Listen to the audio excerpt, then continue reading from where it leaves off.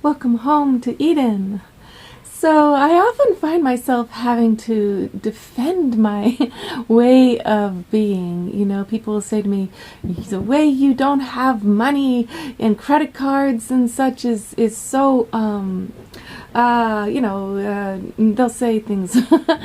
and what I try to say to them is, if I want to be feminine and have feminine nectar to offer, I need time with myself. I need time where I'm not at the grind. I'm not doing what men tell me to do in the way they say it has to be done in all of these jobs and situations that are not heart connected. The feminine is deeply spiritually heart connected and rolling with spontaneity and the inexplicable ways that miracles want to happen. So my style of existence means that I've opted out of all the credit cards. I don't want them. I don't want the way they're connected to abusing the planet and abusing indigenous people. I don't want to be part of the banks if I don't have to. I have to a little bit, like I'll have to buy those the green dot card to be able to buy things online, and I pay extra for that. But that keeps me free. I don't have to be owned by any credit company. And also, I need to be able to roll with my truth. So if my truth says this month, as it does, that I am a singer and a jeweler to make a living and that's it, then I can be and do my life in my authenticity. I can also buy things with money I actually have, that is actually mine, that is in integrity with real exchange, that's not a fantasy on some card, and it's not I'm being paid just to, I'm having to pay just to exist, pay these other people. No. So if you're going to be radically devoted to your feminine nature, you might have to do some things that people won't always understand. Like a woman on the phone today, I totally understood her perspective. She was like, people like you just seem flaky.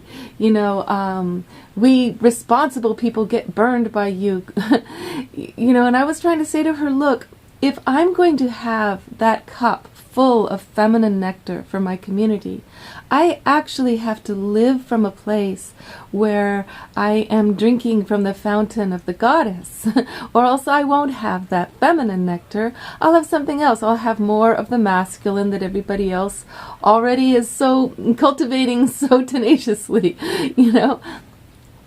So how about it? How about you make some changes in your life that are following your truth? And the sacrifice to do so, well, it's a planetary predicament we're in to really come back to honoring the earth and the women around you, and your feminine nature, your love, your intuition, your spirituality, your sensuality, your sexuality.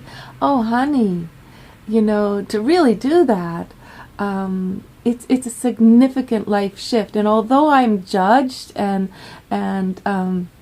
there's certain options that become more limited for me, the time with myself in magic, making things for you that are actually of value in my heart, staying with the feminine love and freedom. There's nothing more I really value. What possession could I have beyond time with myself and time with you? Nothing, right? So blessings to you. All right, have courage, have faith.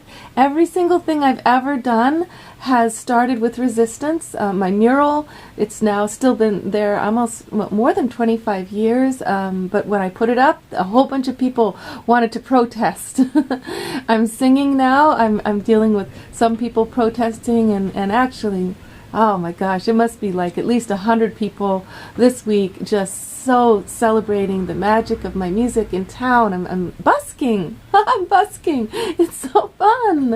And it's so much more well-paying than anything else I've done before. Go figure. Go figure. All right? It's a windy road. But can you imagine being paid to be in your bliss?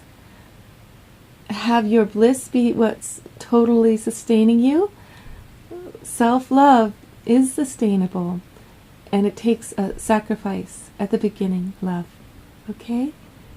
Maybe it takes sacrifice the whole time. What are you sacrificing? The masculine that you don't want? It's not that we don't want men or male energy. We just have enough. We have over-the-top masculine energy. We just need balance. Balance. Okay. Much love, darling. Love life. Subscribe to this channel on YouTube. Okay.